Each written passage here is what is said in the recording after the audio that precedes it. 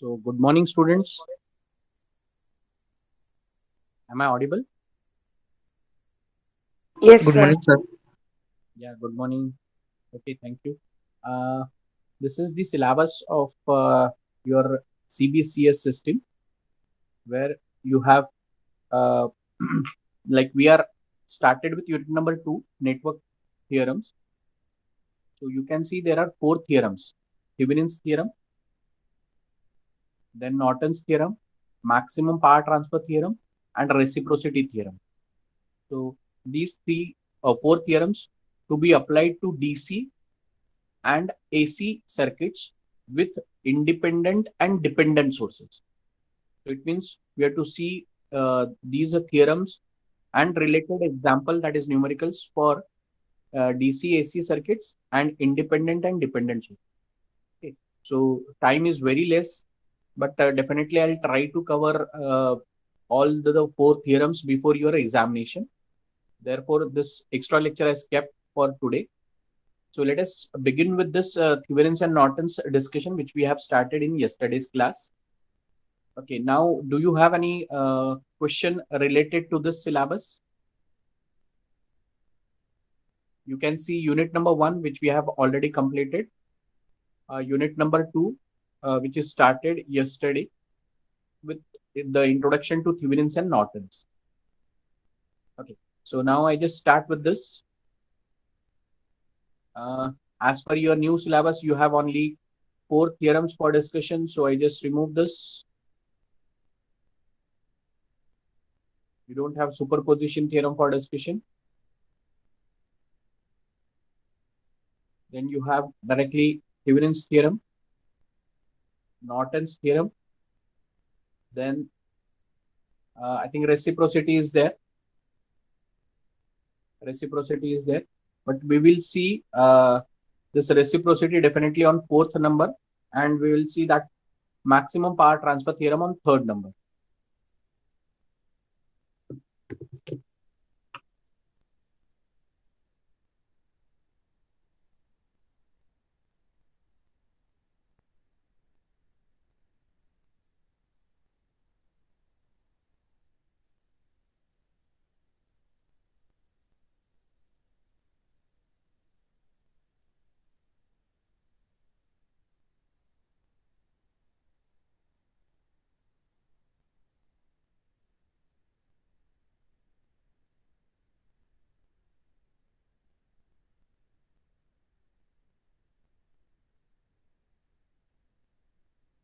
You don't have these theorems, diligence, compensation, etc. But please remember that these theorems are there for your GATE examination. There is no excuse from the GATE examination or EES examinations where you will find the theorems and related numericals in the examination. Okay, fine. So let us start with this. In last class, I have given you the introduction. So the definition, it states that any two terminals of a network can be replaced by an equivalent voltage source and its equivalent series impedance, where ZTH stands for Thevenin's impedance and VTH stands for Thevenin's voltage. Then the load current can be calculated by using Ohm's law, VTH upon ZTH plus ZL. Then Norton's theorem, it states that any two terminals of a network can be replaced by an equivalent current source and an equivalent parallel impedance. So you can see this circuit where IN stands for Norton's current, then Zn stands for Norton's equivalent impedance. Okay. Then the load current can be calculated by IN, that is current division rule. You can see here it is written current division rule. Current division rule. So this current division rule helps us to find out the value of load current division rule. Okay. Now this IL is equal to IN multiplied by, as we are finding IL, therefore we have to consider the opposite side impedance, that is ZL, divided by summation of both the impedances. So it is just a current division rule because as the current get divided at this particular terminal. Okay. Now you can see IN is a Norton's equivalent current source, and it is the short circuit current through or between ISC, that is load terminals AB, that is short circuit current. Okay. Then Zn is Norton's equivalent impedance. It is the impedance of the network as seen from the load terminals AB, the terminals through which or from which we are removing the load resistance or load impedance. That particular terminal, from that particular terminal, that equivalent impedance can be calculated. Okay. So with all independent energy sources deactivated and replaced by their internal impedances, if any. So this point is very, very important. Whereas in this Thevenin's theorem, Thevenin's equivalent voltage source, it is the open circuit voltage across load terminals AB. And ZTH, the calculation of ZTH can be done with the same methodology. So Thevenin's में जो source से develop होता है, what is the name of that source? What Thevenin's theorem develops? Anyone? Very few students have joined. It's very difficult because we have to complete the syllabus. Okay. Now, if the students are not serious, it will be difficult for them. Okay. Now, can anyone tell me what this Thevenin theorem develops? So ultimately, Thevenin's theorem क्या generate कर रहा है, क्या develop कर रहा है?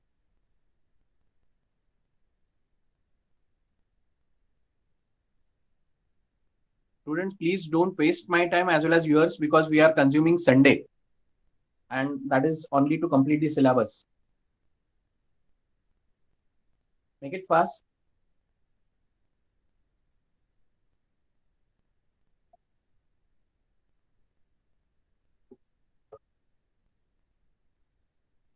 Yes, anyone?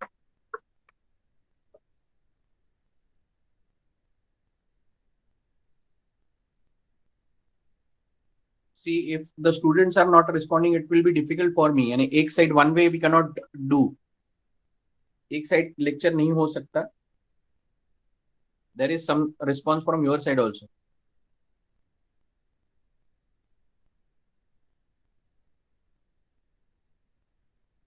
Yes, come on, students. Yes, I can understand that there is a Sunday, but still, sir is taking extra lecture, and there is a reason behind that, no? मैं lecture आपका extra ले रहा हूँ, इसका मतलब ये नहीं कि मैं सिर्फ अपनी खुशी के लिए ले रहा हूँ. हम लोग ले रहे हैं बिकॉज सिलेबस आपका कंप्लीट करना है. और बचे हुए लेक्चर्स में मैंने आप लोगों को कहा था ऑलरेडी, पहले से मैं कहते आ रहा हूँ कि जो लेक्चर्स हम लोगों को मिलते हैं वीकली 4, उसमें सिलेबस कंप्लीट होना थोड़ा डिफिकल्ट है. So we don't have any other option.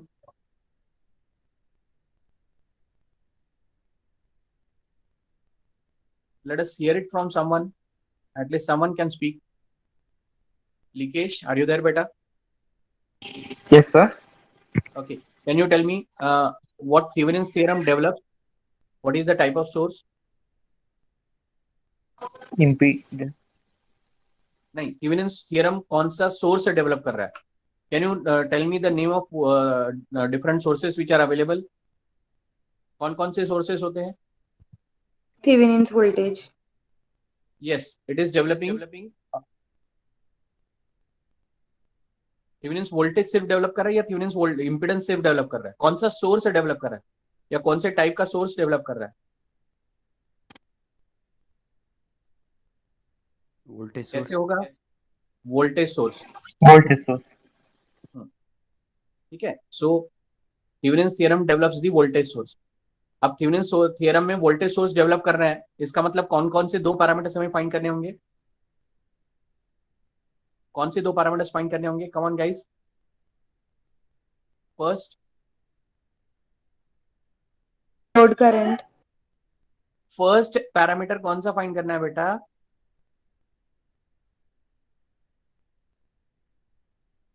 आपको स्लाइड दिख रहा है क्या जो मैं डिस्प्ले कर रहा हूं? Can you see this slide? Thevenin's voltage. Thevenin's voltage. दूसरा पैरामीटर कौन सा फाइंड करना है? Thevenin's impedance. Thevenin's impedance. और दोनों पैरामीटर्स फाइंड करने के बाद जब आप वोल्टेज सोर्स डेवलप करते हो तो उसमें से कौन सा पैरामीटर आपको फाइंड करना है ultimately? Load current. Load current. Load current. Okay. Load current find करने के लिए कौन सा लॉ लगता है? Ohm's law. Ohms law. Ohm's law के हिसाब से आपको इक्वेशन क्या मिलता है? V is equals to IR, I into R. Okay, V is equal to I R, लेकिन यहाँ पर एल निकालना है आपको, लोड करंट निकालना है, माने करंट निकालना है। Yes, sir. तो करंट का इक्वेशन क्या है? Load current is equals to Thevenin's voltage upon Thevenin's impedance plus load impedance. ZL. Very good, very good, very good, very good. अब ये बताइए कि how to find the value of VTH। क्या लिखा है यहाँ पर? Current देखिए, into नहीं, थेवेनिन्स वोल्टेज कैसे फाइंड करेंगे हम लोग? यहाँ पर देखो क्या लिखा है, it is the Open circuit of voltage across the terminal AB. Load terminal. Load terminals A B. तो ये है आपका थेवेनिन्स वोल्टेज। एग्जाम्पल के तौर पे मैं एक और स्लाइड आपके लिए सामने डिस्प्ले करता हूं। कल के क्लास में हम लोग ये न्यूमेरिकल ले रहे थे, कल के क्लास में ये न्यूमेरिकल आपका चल रहा था। अब इस न्यूमेरिकल के हिसाब से देखिए, can you see this slide?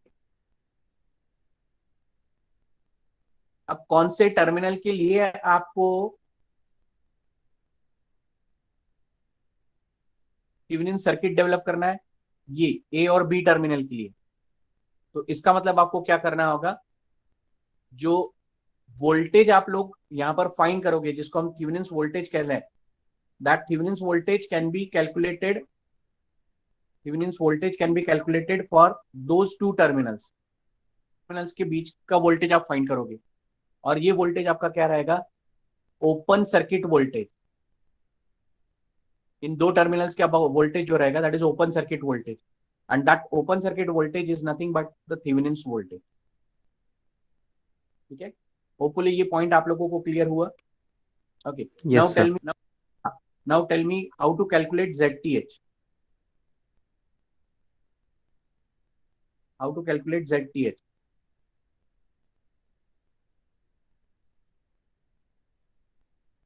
इसी फॉर्मूले ZTH के के लिए थ्रू जाना है ना फॉर्मूला सर? हाँ, बोलिए बोलिए।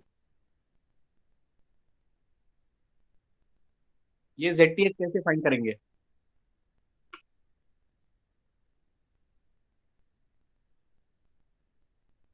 थोड़ा जल्दी बताएं ताकि फिर हम लोग आगे बढ़ सके बेटा, क्योंकि जब तक रिस्पॉन्स नहीं आएगा मैं समझ नहीं पाऊंगा कि आपको समझ रहा है या नहीं। Thevenin's voltage upon load current minus नहीं ना बेटा, load वो थोड़ी मैं बता रहा हूँ आपको। ये थेवेनिन्स इम्पीडेंस कैसे फाइंड करोगे? यहाँ पे लिखा हुआ है ना, स्लाइड आपको दिख रहा है क्या? स्लाइड में लिखा हुआ है ना, क्या लिखा है स्लाइड में? देखिए क्या लिखा है, ये स्लाइड में पढ़ सकते हो? Thevenin's equivalent impedance is equals to, हाँ, it is the it impedance is of the the network as seen from the load terminals AB. From the load terminals A B. यानी जो लोड टर्मिनल्स में से आप load disconnect करोगे, उस load terminal के across जो इम्पीडेंस है, that impedance is nothing but the Thevenin's impedance. लेकिन उसके लिए कंडीशन क्या है? With all the independent sources, क्या लिखा है यहाँ पर? Deactivated, and replaced by internal impedance if any. यानी अगर वहां पर इंटरनल इम्पीडेंस है तो वो आपको वहां पर कनेक्ट करना है। So replaced by their internal impedances if any. और वोल्टेज सोर्स को आप क्या करते हो डीएक्टिवेट करने के लिए? Short circuit, और करंट सोर्स को आप डीएक्टिवेट कैसे open करते हो? circuit, open circuit. Open circuit. ठीक है, अब थेवेनिन्स इम्पीडेंस कैलकुलेट करने के लिए जो आपको यहाँ पर एक 4 लाइन का स्टेटमेंट दिया हुआ है, that same statement is applicable for Norton's impedance. Norton's impedance के लिए क्या लिखा है देखिए, Norton's equivalent impedance, it is the impedance of the network as seen from the same load terminals AB with all independent energy sources deactivated and replaced by their internal impedances if any. Voltage source must be short circuited and current source must be open circuited. Okay, now how to get the value of IN? Just check Norton's current कैसे find करना है, क्या लिखा है यहाँ पर देखिए, Norton's equivalent current source, बराबर. It is the short circuit current, और यहां पर क्या लिखा था, it is the open circuit voltage. ये डिफरेंस है. It is the open circuit voltage, Norton's में it is the short circuit current. दिमाग में बैठा ले, अगर इवन आपका university examination multiple choice question based होता है तो भी आप लोगों को ये चीजें ध्यान में रखनी है. अगर आपको पूछा जाए कौन सा थियरम वोल्टेज सोर्स डेवलप करता है, तो आप क्या कहोगे? आपको Thevenin's चार ऑप्शन theorem. दिए रहेंगे. हाँ बोलिए. Thevenin's theorem. Very good. कौन सा सोर्स, सॉरी, कौन सा थियरम करंट सोर्स डेवलप करता है?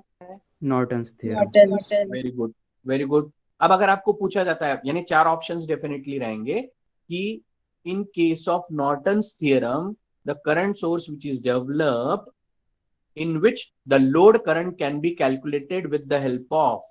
अब आपका जवाब क्या रहेगा? लोड करंट कैसे फाइंड किया जाता है उसमें, नॉर्टन्स में? Current division rule. Current division rule. वहां पर क्या ऑप्शंस रहेंगे? से current division rule, Ohm's law, voltage division rule, none of the above या ऑल ऑफ द अबव. ऐसा कुछ चार ऑप्शंस रहेंगे. तो उसमें से correct option is current division rule. उसके बाद आपको पूछा जाता है कि Zn equal to ZTH. Zn equal to ZTH हो सकता है कि आपको ऐसा दिया जाए, ट्रू, दूसरा ऑप्शन रहे फॉल्स, तीसरा ऑप्शन रहे बोथ ऑफ द अबव, चौथा ऑप्शन रहे नन ऑफ द अबव.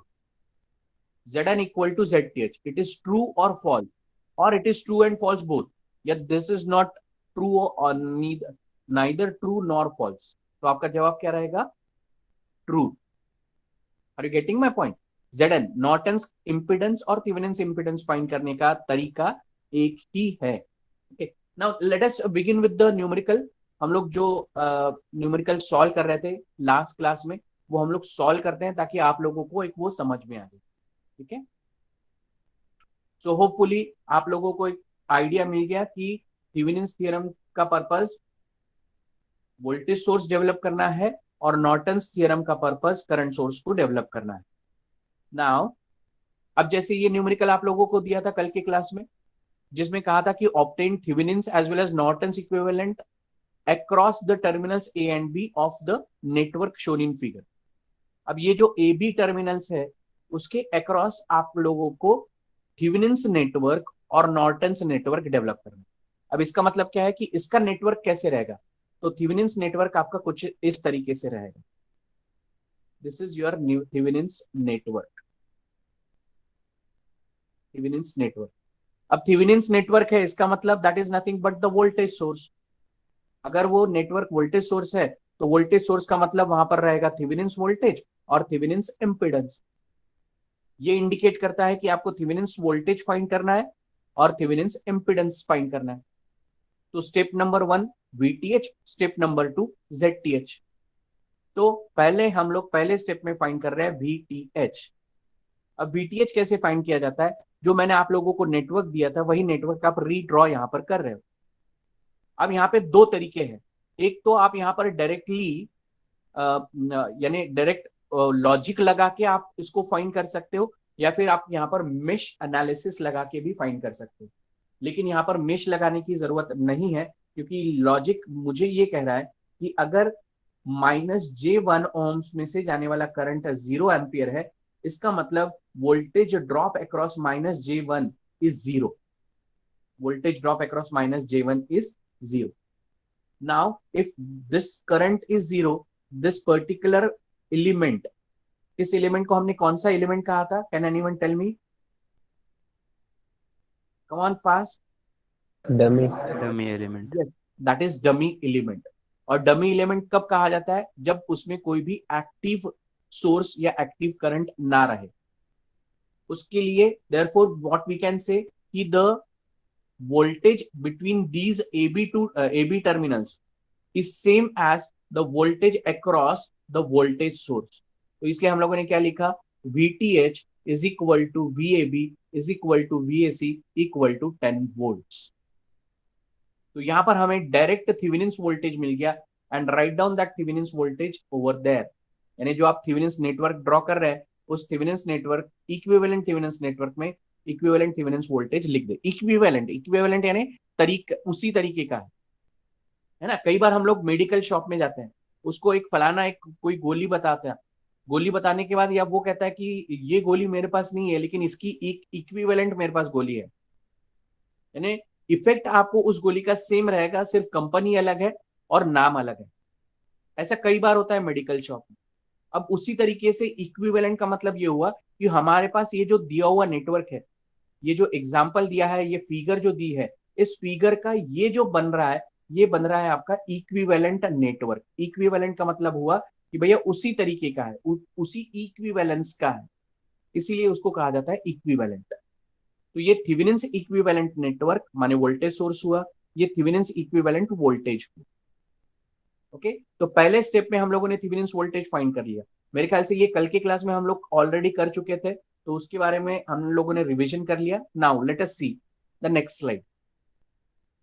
अब आपका दूसरा स्टेप क्या है देखें, just check what is another step, what is another step.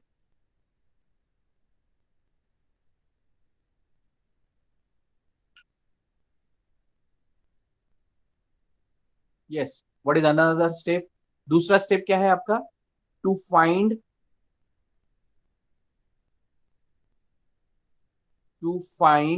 ZTH, to find ZTH। अब ZTH फाइंड करने के लिए आपको क्या करना है, अब आपको मैंने ऑलरेडी कहा था कि उन्हीं दो टर्मिनल्स के बीच में, जिन दो टर्मिनल्स के बीच में आपको सोर्स फाइंड करना है, अगर वहां से आप ऑब्जर्व कर रहे हो, ये क्या निकाला होगा, ये ड्राइंग कोई बता सकता है कि क्या होगा ये। Observer eyes. Okay, thank you so much बेटा, यानी मेरा ड्राइंग अच्छा है ताकि बाकी लोग उस ड्राइंग को समझ सकते हैं। क्योंकि लास्ट टाइम जब मैंने निकाला था तो कई लोगों ने इसको कई अलग अलग नाम से बताया, but you have correctly judged, fine. तो इसका मतलब ये आंखें हैं, इसका मतलब क्या है, ऑब्जर्वर यहां पर खड़ा है, यहां से वो ऑब्जर्व कर रहा है।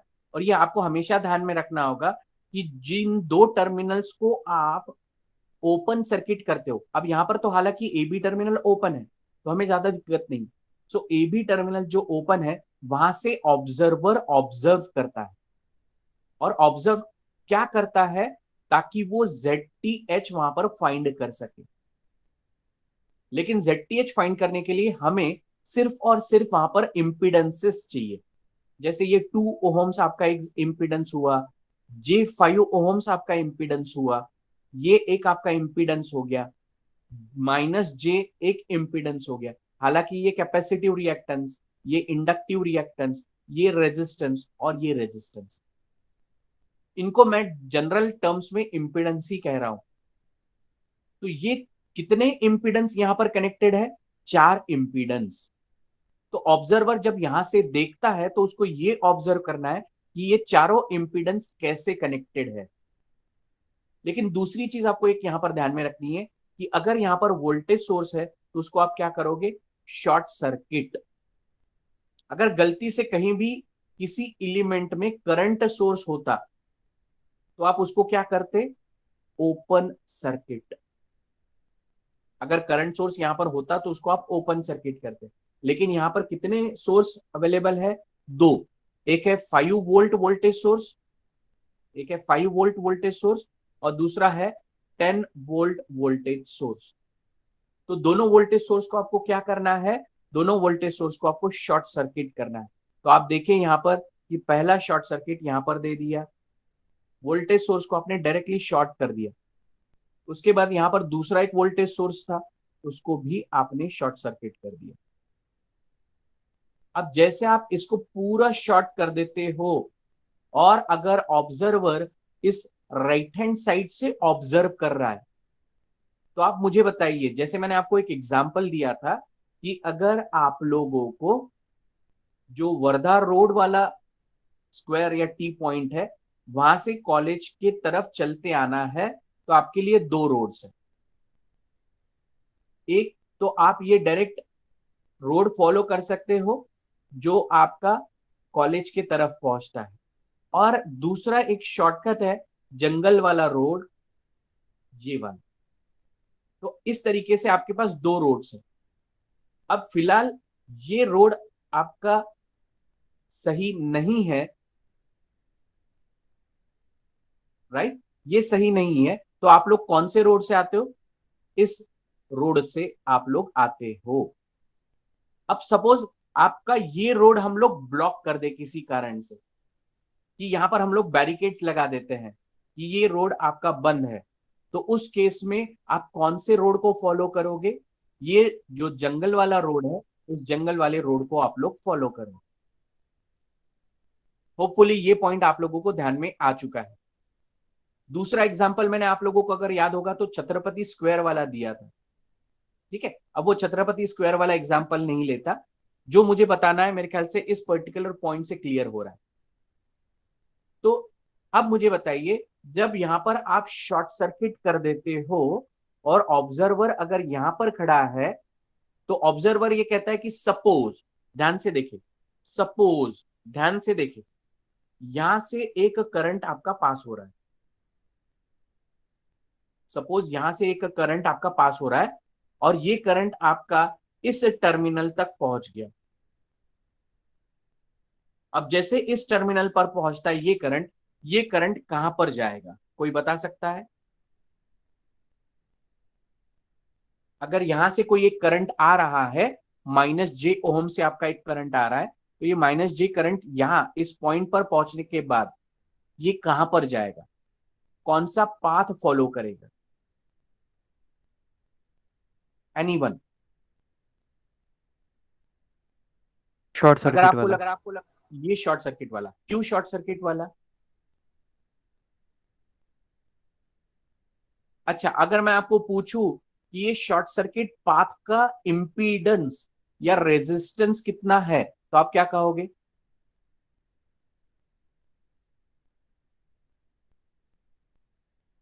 शॉर्ट सर्किट पाथ का रेजिस्टेंस कितना होता है?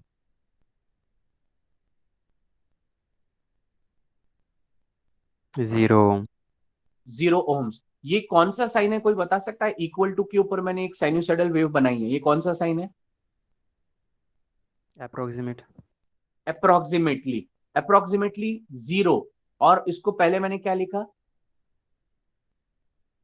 निग्लिजिबल। यानी वो जो रेजिस्टेंस है, दैट रेजिस्टेंस या इंपीडेंस आप कह सकते हो कि निग्लिजिबल है।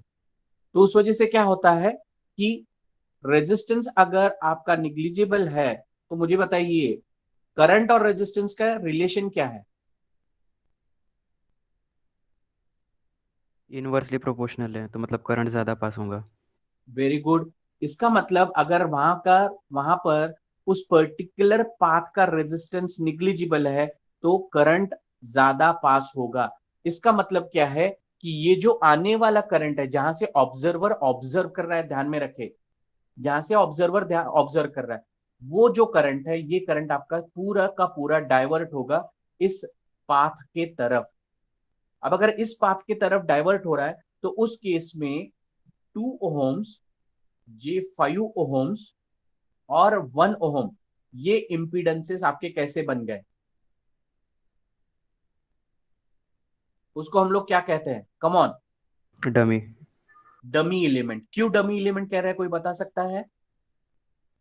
वहां से करंट वगैरह कोई बिकॉज पास ही नहीं होगा। शॉर्ट बराबर, सर्किट का है क्योंकि तो। यस, क्योंकि current through above elements is 0। अगर उन एलिमेंट्स से current through above elements is 0, अगर अबाउ एलिमेंट्स में से करंट पास नहीं होगा, तो उनको हम कहते हैं डमी। मेरे ख्याल से कल मैंने आप लोगों को एक एग्जांपल दिया था, शॉप के सामने एक डमी रहता है। वो डमी का पर्पस क्या है? कि जो भी उस पर्टिकुलर शॉप में प्रोडक्ट्स है, उन प्रोडक्ट्स को डिस्प्ले करना। अगर किसी इंसान को आप खड़े कर दोगे, तो वो ज्यादा से ज्यादा आधा घंटा, 1 घंटा, या फिर हो सकता है कि ही मे स्टैंड और she may stand there for say 2 hours और 3 hours, but dummy can stand almost for 12 hours, 24 hours, may be 6 months. यानी उसको कुछ नहीं होता। वाई? क्योंकि वो एक्टिव एलिमेंट नहीं है। जैसे वो एक एक्टिव एलिमेंट नहीं है, उस एलिमेंट को हम कहते हैं डमी एलिमेंट। तो यहां पर आप लोगों को पॉइंट होपफुली क्लियर हो गया। यानी यहां से जो करंट पास होगा, यानी ये जो सर्किट से ऑब्जर्वर के स्टार्ट से जो करंट पास होगा, ये जो करंट है, ये करंट को हम लोग कहते हैं यानी ये करंट सिर्फ और सिर्फ आपका पास होगा ये शॉर्ट सर्किट पाथ से, सिर्फ और सिर्फ इस शॉर्ट सर्किट पाथ से। तो बाकी ये तीनों एलिमेंट्स आपके बन गए डमी एलिमेंट्स। अब अगर इस पूरे सर्किट में इंपीडेंस की वैल्यू देखी जाए तो कितनी है, कैन यू टेल मी, क्योंकि हमें ZTH फाइंड करना है। So can anyone tell me the value of ZTH, क्योंकि अभी सर्किट में सिर्फ इतना बच गया है। अब यहां से अगर आप ऑब्जर्व कर रहे हो, यहां से अगर आप ऑब्जर्व कर रहे हो तो इसके हिसाब से यहां पर आपको मिलेगा ZTH। तो ZTH का वैल्यू क्या रहेगा? -J. Yes, it is -J ohms. यहां पर आपका ये न्यूमेरिकल कंप्लीट हो गया और आप देखें कि ZTH की वैल्यू क्या है, -J ओहम्स। ZTH की वैल्यू है -J ओहम्स। तो यहां पर आपका ये थेवेनिन्स इक्विवेलेंट नेटवर्क सिर्फ और सिर्फ सिंपल स्टेप्स में डेवलप हो गया। Okay, now do you want to write down this? Anyone? और shall I start with Norton's equivalent circuit? एक थोड़ा रिप्लाई दे बेटा, ताकि फिर मुझे समझ में आ जाए करना ही नहीं करना है। लिख लिया sir. Sir, please show the next slide. हाँ ठीक है, चलो, वेरी गुड। ओके, अब यहाँ पर ये नेक्स्ट स्लाइड देख लीजिए एक बार, स्क्रीनशॉट लेना है तो ले लीजिए।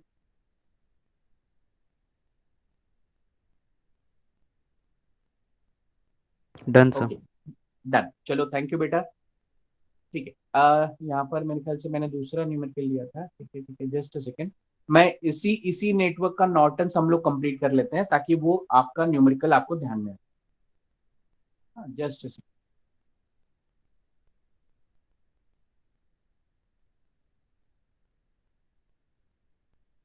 Excuse me, sir. हाँ बोलिए। Sir, please go last two lectures के रिकॉर्ड शेयर करें। हाँ, अरे एक्चुअली कल मैंने उसको डाउनलोड थोड़ा करने की कोशिश की, मेरे यहाँ नेटवर्क इशू था तो उस वजह से वो हो नहीं पाया। आज मैं कर दूंगा उसको डाउनलोड, माने यूट्यूब पे अपलोड कर दूंगा। मेरे ख्याल से किया हुआ है, बट उसका लिंक मैंने शेयर नहीं किया, ऐसा कुछ है। मैं एक बार देख लेता हूँ, आप लोगों को शेयर कर देता हूँ। सर मैं ये आपका आवाज बराबर सुने नहीं आ रहा है मुझे। सर मैंने कल देखी यूट्यूब पे, पर नहीं था। नहीं है यूट्यूब पे? हाँ सर, मैं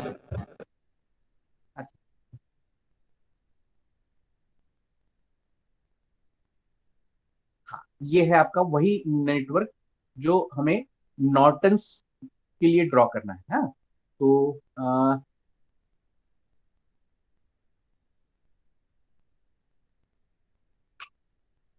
अब नॉर्टन्स के लिए ड्रॉ करना है, तो वो नॉर्टन्स सर्किट कैसे लिखा जाता है, सबसे पहले वो मैं आपको बता देता हूं।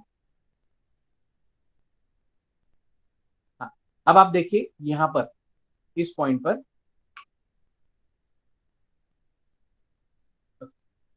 पर, आप लोग देखें कि वही सर्किट है। Now what you have to develop, आपको डेवलप करना है Norton's equivalent across the terminals A and B. यानी ए बी टर्मिनल्स के अक्रॉस, आपको ए बी टर्मिनल्स के अक्रॉस नॉर्टन्स नेटवर्क या नॉर्टन्स इक्विवेलेंट नेटवर्क डेवलप करना है। अब आप क्या करोगे कि सबसे पहले उस ए बी टर्मिनल को आप शॉर्ट करोगे,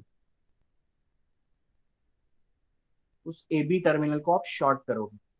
तो जैसे थेवेनिन्स में आपको कहा था कि उसको आपको ओपन सर्किट करना है, यहां पर आपको शॉर्ट सर्किट करना है। अब जैसे आप उसको शॉर्ट कर देते हो तो यहां से जो करंट पास होता है, उस करंट को कहा जाता है नॉर्टन्स करंट। इस नॉर्टन्स करंट को और एक नाम दिया हुआ है, दैट इज, यानी वो करंट है आपका शॉर्ट सर्किट करंट। उसको और एक नाम दिया गया है जिसको कहा जाता है शॉर्ट सर्किट करंट। तो Norton's current is equivalent to short circuit current. यहां तक आप लोगों को पॉइंट क्लियर हुआ? तो मैं आपको फिर से रिपीट कर देता हूं। नॉर्टन्स इक्विवेलेंट डेवलप करने के लिए सबसे पहले शॉर्ट सर्किट द पाथ, यानी ये स्टेप्स आपको उस पीपीटी में मिल जाएंगे। Short circuit the path of A B terminals, यानी जो ए बी टर्मिनल्स आपको दिया है जिसमें हो सकता है कि लोड भी रहे, तो उस लोड को हटा दीजिए and short circuit the path of that A B terminals so that a short circuit current called IN passes through it.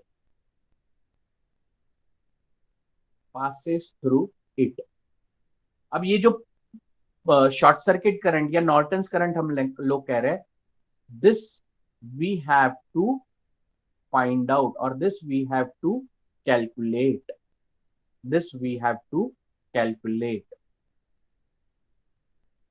अब ये नॉर्टन्स करंट हम लोग कैसे कैलकुलेट करेंगे, कोई बता सकता है? Can anyone tell me how to calculate this Norton's current?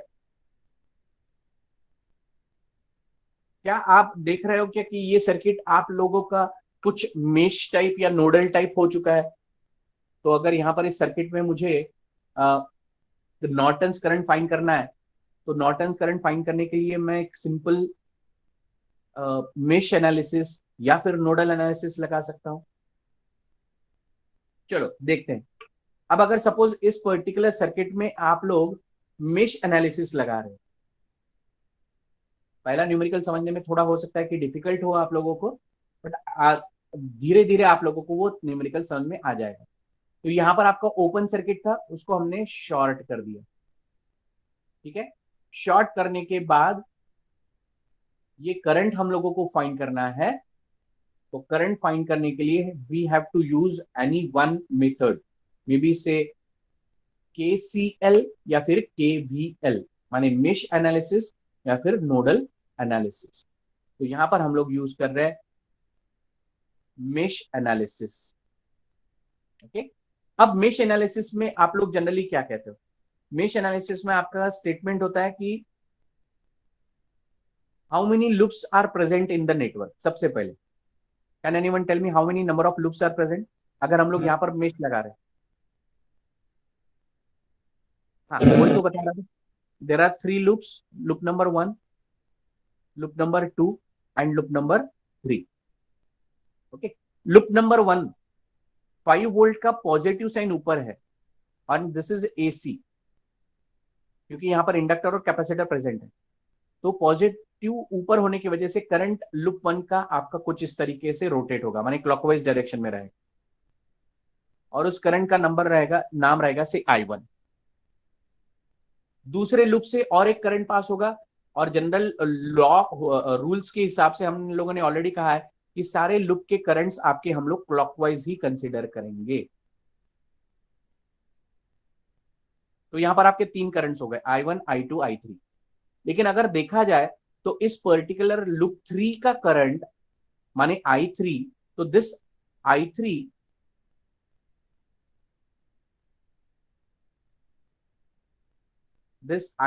एक सेकेंड, हाँ, so this particular current I3 is nothing but the Norton's current, क्योंकि ऑलरेडी वहां पर उस ब्रांच का करंट नाम दे दिया हमने, जो AB शॉर्ट करने के बाद आपका करंट है नॉर्टन्स करंट। सो ये जो करंट है that current is nothing but the I3। So can you tell me how to get this particular current? How to get this particular current? Anyone?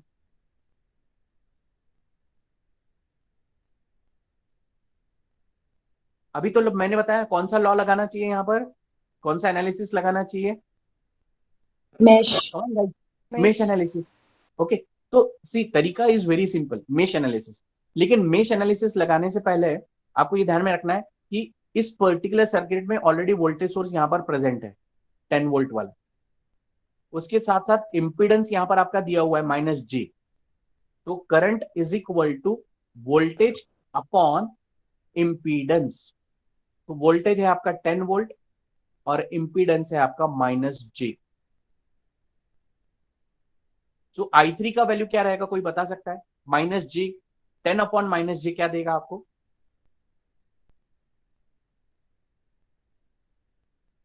-10/-j। अच्छा, यहां पर जनरली एक adjustment किया जाता है, लाइक j यहां पर मैंने एडजस्ट कर लिया, तो डिवाइडेड बाय और एक होगा -j मल्टीप्लाइड बाय j, क्योंकि ये j कैंसिल हो जाएगा, तो मैंने एडजस्ट कर दिया न्यूमरेटर डिनोमिनेटर दोनों में। मैथमेटिक्स में आप लोग पढ़ चुके हो। अब ये जो ऊपर वाला j है वो कर रहा है इस वैल्यू को j10, और नीचे की वैल्यू हो जाएगी आपकी -j²। अब j² की वैल्यू क्या है? j² की वैल्यू क्या है? j² इज इक्वल टू, या I² का वैल्यू क्या है, कोई बता सकता है? ओके, I² का वैल्यू है -1, यानी j² की is -1। So -(-1) is equal to 1। इसका मतलब I3 का वैल्यू क्या हुआ? j10। यहां तक पॉइंट क्लियर है क्या? मैंने बहुत सिंपल तरीका यूज किया। अगर आप मेश एनालिसिस लगाते हो तो भी आप लोगों को यही आंसर मिलेगा। मेश एनालिसिस से आपको यही आंसर मिलेगा। यहां पर सबसे बड़ा एडवांटेज क्या था मालूम है नेटवर्क में? इस नेटवर्क में आप लोगों के पास एक वोल्टेज सोर्स ऑलरेडी दिया हुआ है, और वोल्टेज सोर्स कोई भी रेजिस्टेंस के साथ ना होने की वजह से डायरेक्टली आपने कौन सा लॉ यहां पर अप्लाई किया? Ohm's law. अब आप कहोगे कि सर आपने पहले मेश एनालिसिस की बात की और उसके बाद ओहम्स लॉ लगा दिया, है ना? लेकिन ओहम्स लॉ लगाने के लिए रीजन भी है। रीजन ये है कि यहाँ पर वोल्टेज सोर्स प्रेजेंट है, सो इस वजह से आपको यहाँ पर ओहम्स लॉ आप लोग डायरेक्ट लगा सकते हो। अगर आप मेश एनालिसिस लगाओगे तो क्या मुझे आप उसका मैट्रिक्स बता सकते हो? Can you tell me that matrix? If you apply mesh analysis to this network, can you tell me the matrix? Mesh analysis में कौन सा फॉर्मूला यूज करते हैं हम लोग? V is equal to I into R. Z। याद है?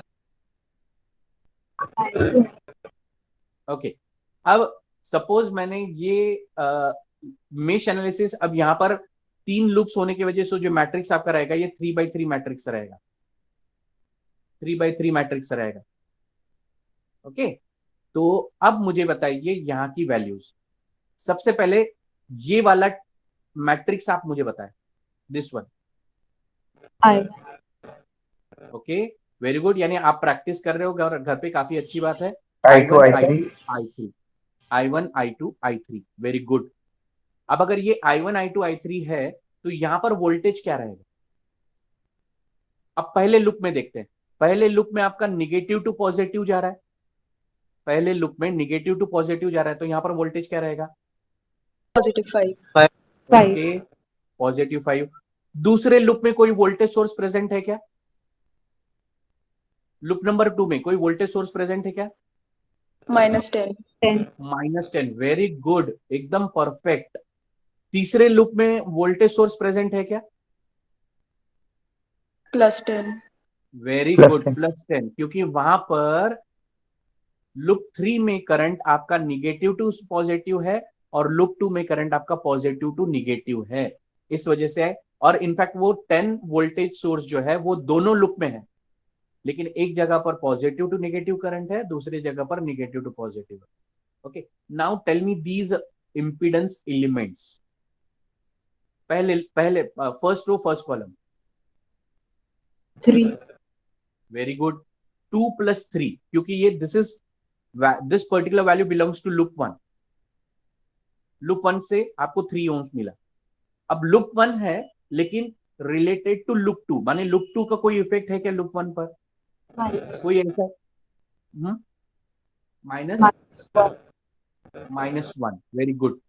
Loop 1 में लूप 3 के करंट का कोई इफेक्ट है क्या? तो इट मींस इट इज 0। अब लूप 2 के लिए बात करते हैं, सिर्फ लूप 2। अब लूप 2 में बताइए कौन कौन से एलिमेंट्स हैं, और यहां पर क्या रहेगा? यहाँ पर क्या J5 रहेगा? plus sorry 1. minus plus Yes, 1 1 plus plus J5, very good. यहाँ पर क्या रहेगा?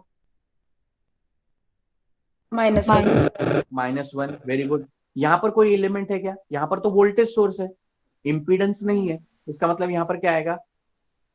0। 0. ओके, अब लूप 3 देखते हैं। लूप 3 में ऐसा कोई एलिमेंट है जो आपका लूप 1 से कनेक्टेड है? 0। 0. ओके, अब लूप 3 में लूप 2 से कनेक्ट होने वाला कोई एलिमेंट है क्या? 0। लूप 3 में लूप 3 से लूप 3 का करंट पास होने वाला कोई एलिमेंट है क्या? J1. Minus minus J1. J, minus J, that's all. अब यहां से आपको कौन सा करंट फाइंड करना है? I3, बराबर। So I3 is equal to, इसको ऑलरेडी हमने एक नाम दिया है, Norton's current. So I3 is equal to Norton's current. और I3 जो हम लोग क्रैमर्स रूल फाइंड करते हैं उसके हिसाब से ये रहेगा डेल्टा 3 अपॉन डेल्टा। अब डेल्टा 3 आप कैसे फाइंड करोगे? सो आपको यहां पर डेल्टा 3 फाइंड करना होगा। मेरे ख्याल से आपको मालूम है डेल्टा 3 कैसे फाइंड करना है। ये जो वोल्टेज कॉलम है, ये वोल्टेज कॉलम आप यहां पर लिखोगे, replace this third column, replace this third column by voltage column. तो right this voltage column there in third column, ताकि आप डेल्टा 3 डिटर्मिनेंट फाइंड कर सके। ओके, सो डेल्टा 3 क्या रहेगा? अगर किसी ने ड्रॉ किया होगा अपने पास तो मुझे डेल्टा 3 बता सकता है कोई? मैं यहां पर लिखने की कोशिश करता हूं।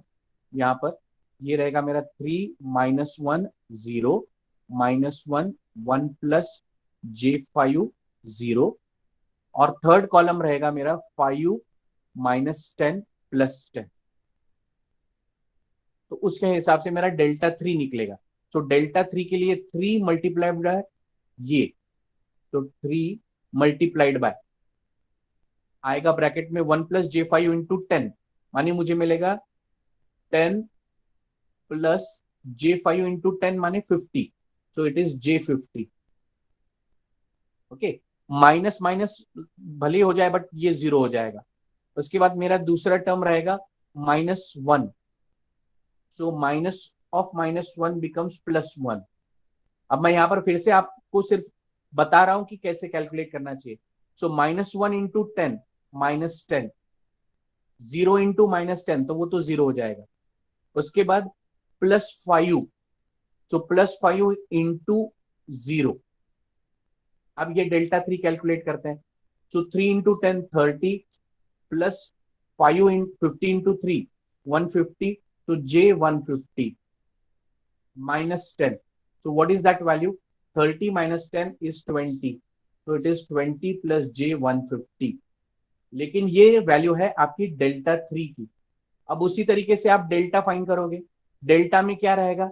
यहां पर रहेगा 0, यहां पर रहेगा 0, यहां पर रहेगा -J। ये है आपका डेल्टा। तो डेल्टा का वैल्यू फाइंड करते हैं। डेल्टा का वैल्यू हो जाएगा आपका 3 मल्टीप्लाइड बाय 1 बराबर -J से आप मल्टीप्लाई करोगे तो इसका मतलब बन जाएगा ये -J, okay, -J² into 5, okay. Then -1 से आप मल्टीप्लाई करोगे, लेकिन वहां पर आपको मिलेगा 0, और तीसरा टर्म भी मिल जाएगा 0। वो कैलकुलेशंस आप लोग कर सकते हो। Now what is J²? J² is -1, -1 into +1, तो इसका मतलब आपको क्या मिलेगा? आपको मिलेगा +5, तो 5 3 15 -3J या J3, कुछ भी आप कह सकते। सो 15 -3J, ये है आपकी value. So now put this value, delta 3 आपकी रहेगी 20 प्लस J150 डिवाइडेड बाय, अब आप लिखे 15, बिकॉज 5 3 15, तो 15 माइनस J3। तो आपको जो वैल्यू मिलनी चाहिए, it should be J10। Just check whether you are getting और नॉट। अगर आपको नहीं मिल रही है तो somewhere we have did the mistake. Kindly check whether you are getting same answer और not. I also just verify with the calculator.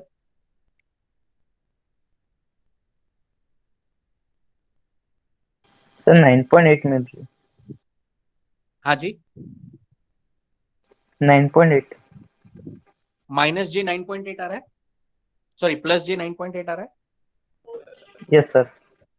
हाँ, तो प्लस जे 9.8 आ रहा है, इसका मतलब 9.8 is nearly equal to 10। Plus J 9.8 अगर आपका आ रहा है तो it means that the answer is correct, that is plus. ये हो गया आपका नॉर्टन्स। एक second, I just check, this is your Norton's.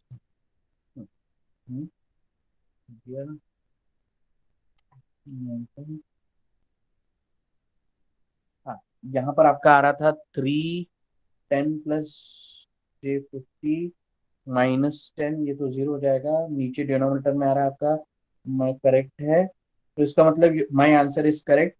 I am also getting J10। I am also getting J10। Yes, perfect. So पता चल गया, don't you think that logic हम लोगों ने यहाँ पर जो ऊपर में लगाया है, दिस ये logic is correct because we are getting answer I3, therefore I3 is equal to plus, भले आपको 9.8 मिले या 9.99 मिले, हाँ, but still that is nearly equal to J10। In fact मुझे तो यार एग्जैक्ट आंसर आ रहा है, प्लस J10 आ रहा है। Okay, let it be, no issue. Okay, is it clear with this particular numerical? Do you want to write down something? मुझे भी 9.8 आया सर। अच्छा, 9.8 आया आपको भी, कोई दिक्कत नहीं बेटा। 9.8 is nearly equal to 10।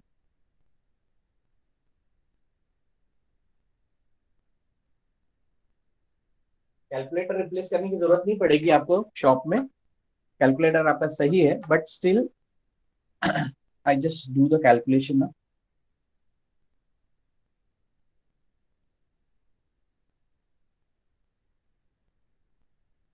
It is 20 plus 150i divided by 15 minus 3.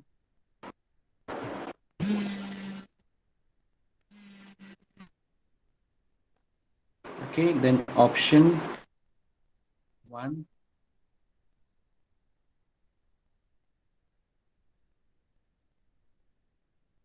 I am getting 9.89. Fine. I am getting 9.89. Okay, so it means the answer is same, which we are getting from both the methods. Okay, do you have any doubt related to this? अच्छा, कोई doubt नहीं है, कोई doubt नहीं। Thank you. Okay, सो अब इसका जो second step है नॉर्टन्स में, that second step is to calculate the value of, मैं ये स्टेप हटा देता हूं, ये इरेज कर रहा हूं, मेश एनालिसिस वाला।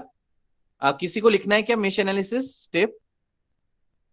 हो गया, डन सर। ओके, हो गया, डन, फाइन। सो अब can you tell me how to get the value for Norton's impedance?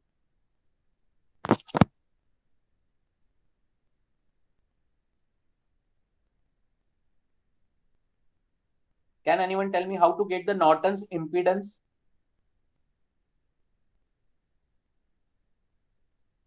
Quick. अच्छा, नॉर्टन्स इम्पीडेंस को मैं, हम लोगों ने अभी एक एमसीक्यू देखा था, multiple choice question, Zn equal to ZTH, ये ट्रू है या फॉल्स है? Zn इक्वल टू ZTH, ये ट्रू है या फॉल्स है? ट्रू। ट्रू। अब Zn इक्वल टू ZTH अगर ट्रू है तो Zn और ZTH कैसे निकाल सकते हैं?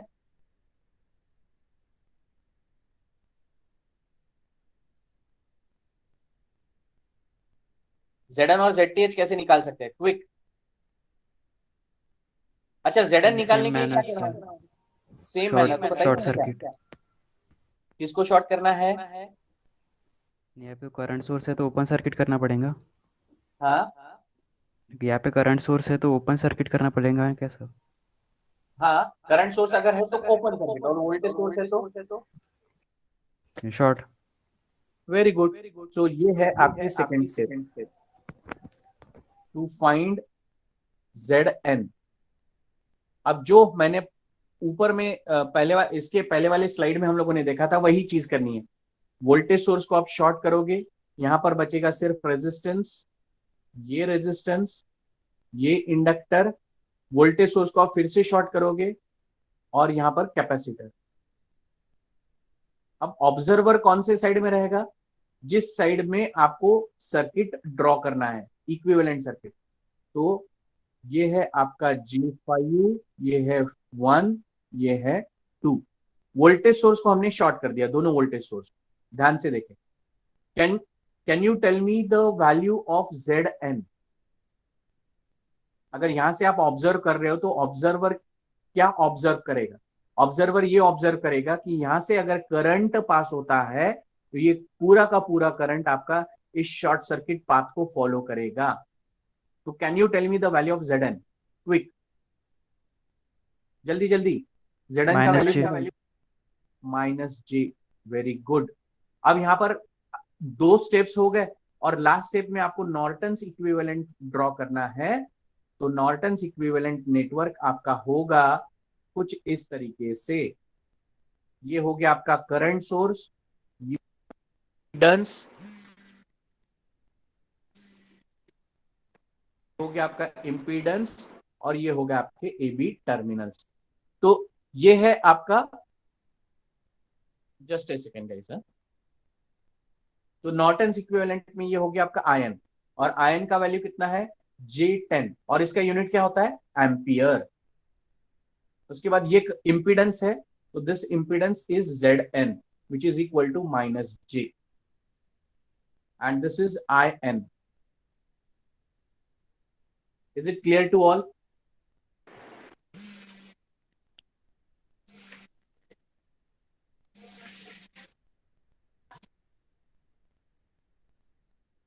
Yes, sir.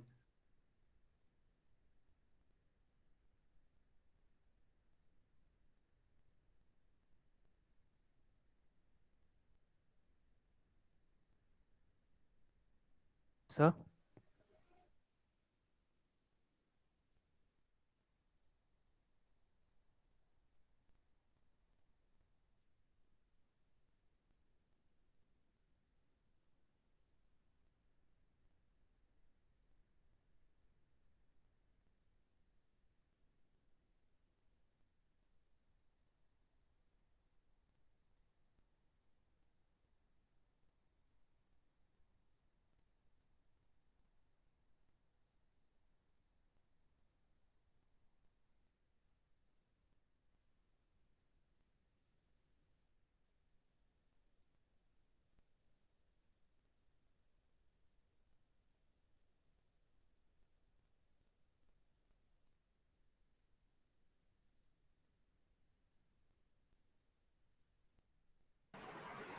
Yes, students, any question?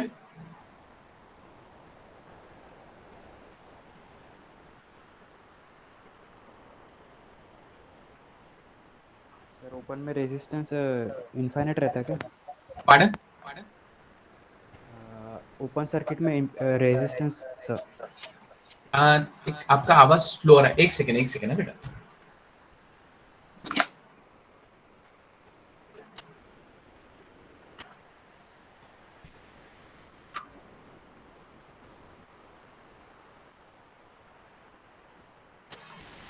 हाँ, कोई कुछ कह रहा था? सर ओपन सर्किट में रेजिस्टेंस में मतलब वो इनफाइनाइट ही रहेगा ना, क्योंकि वहाँ पे तो कुछ होता नहीं कनेक्टेड। कौन सा रेजिस्टेंस? ओपन सर्किट में रेजिस्टेंस। ओपन सर्किट में रेजिस्टेंस, हाँ, इन्फिनिटी होता है। वही पूछना था। हाँ, लेकिन हम लोग जो यहाँ पर इस पर्टिकुलर सर्किट में इम्पीडेंस निकाल रहे हैं ना, इस पर्टिकुलर पॉइंट्स के लिए निकाल रहे हैं। जैसे कई बार दिया जाता है ना, सपोज आपको दिया जाए कि ये 2 रेजिस्टेंस आपको दिए हैं and find out the equivalent resistance from these 2 points. आपको कहा जाए कि find out the equivalent resistance for these 2 points, find out RAB। इसका वैल्यू है 1 ओम और इसका वैल्यू है 2 ओम्स। तो इसका इक्विवेलेंट रेजिस्टेंस क्या होगा? 3 ओम्स। तो जैसे आपने इस दोनों को सीरीज, आपको पता चले कि ये सीरीज कनेक्टेड है क्योंकि इन दोनों में से एक ही करंट पास हो रहा है, तो ये सीरीज कनेक्टेड है and therefore its equivalent is 3 ohms. बस उसी तरीके से यहाँ पर भी है। तो जब आप इंपीडेंस निकाल रहे हो तो इस पॉइंट से निकाल रहे हो, ये वाला पॉइंट से, ठीक है। तो ये पाथ ऑलरेडी आपका शॉर्ट हो चुका है, therefore you are getting only Zn is equal to -j ohms. Okay, any other question?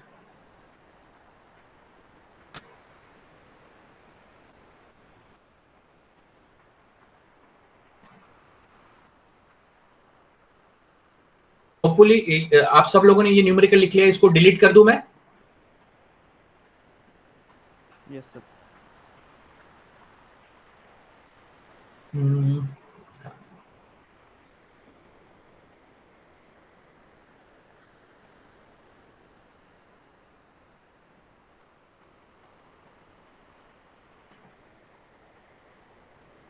Okay, so that's all with today's lecture. क्योंकि अगर मुझे तो हालांकि लेने के लिए कोई हर्ज नहीं है, shall I take one more numerical or shall I close the lecture?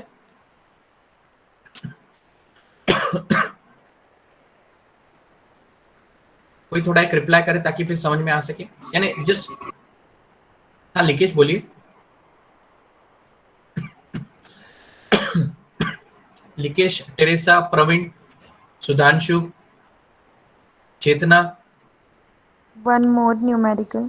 One more numerical, fine, कोई इश्यू नहीं बेटा, जस्ट अ सेकेंड। सॉरी,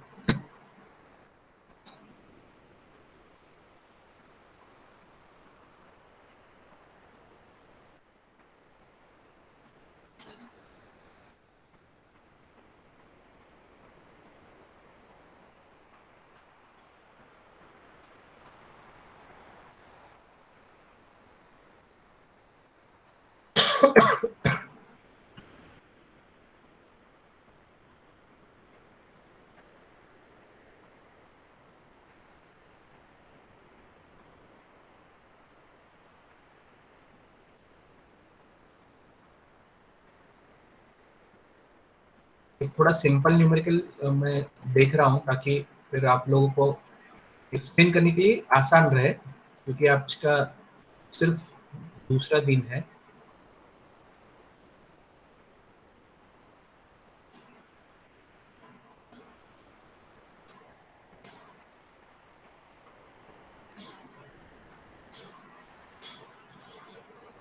एक थोड़ा सिंपल लग रहा है मुझे, ये न्यूमेरिकल हम लोग ले सकते हैं।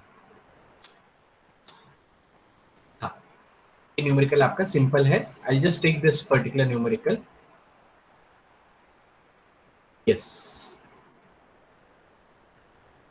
Okay, so all of you please write down this numerical.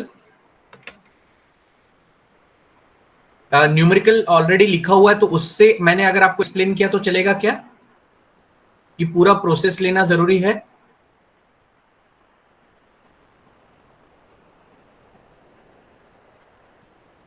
No sir, process की जरूरत नहीं है। प्रोसेस की जरूरत नहीं है, ठीक है। ओके, तो ये न्यूमेरिकल है, इसमें evaluate the current through 10 ohms resistor by Thevenin's theorem and confirm the result by Norton's theorem। यानी रिजल्ट आपको कंफर्म करना है with the help of Norton's theorem. तो ये न्यूमेरिकल है। अब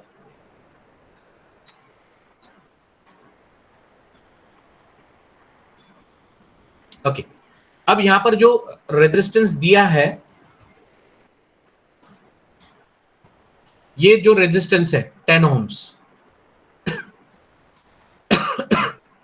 ये 10 ohms से जाने वाला करंट आपको फाइंड करना है। तो अगर ये 10 ohms से जाने वाला करंट आपको फाइंड करना है, तो इमीडिएटली उस करंट को हम लोग नाम देते हैं लोड करंट। यानी उस रेजिस्टेंस को हम लोग कहते हैं लोड रेजिस्टेंस, और वो करंट हम लोग नाम देते हैं लोड करंट। अब थेवेनिन्स में आपको क्या करना है, ये जो ए और बी टर्मिनल्स देके रखा है, इस ए बी टर्मिनल से आप लोग ये रेजिस्टेंस हटा देते हो। तो आप लोगों ने यहां से ये रेजिस्टेंस हटा दिया, जस्ट चेक, यहां से आप लोगों ने वो लोड रेजिस्टेंस हटा दिया।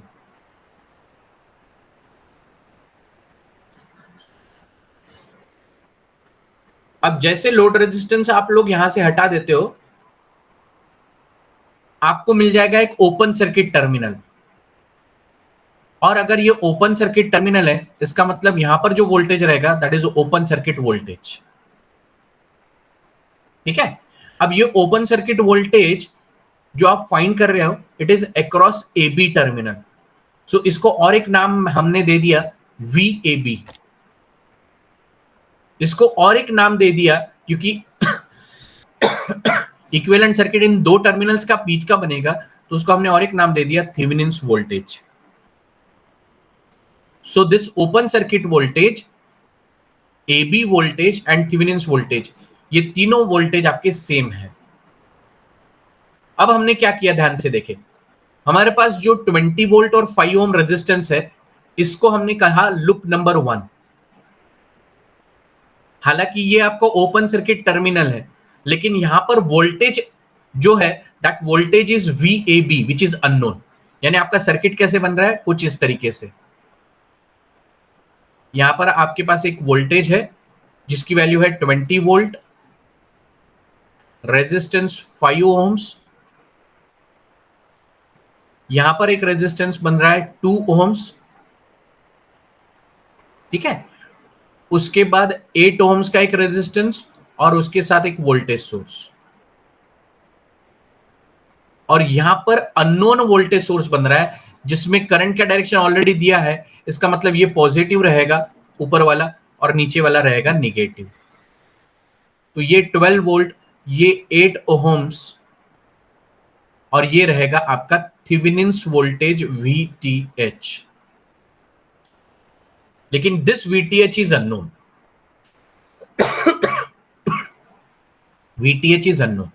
तो ये VTH फाइंड करने के लिए हम लोग यहां पर कौन सा लॉ यूज कर रहे हैं या कौन सा मेथड यूज कर रहे हैं, हम लोग डायरेक्टली यहां पर लगा रहे हैं मेश एनालिसिस। अब मेश एनालिसिस के हिसाब से can anyone tell me how many number of loops present in this particular network? हाँ, सुने नहीं आया? there are two networks। Perfect. एक को मैं नाम दे देता हूं I1 and another I just named it as I2। Okay, यहां तक कोई दिक्कत? Any question?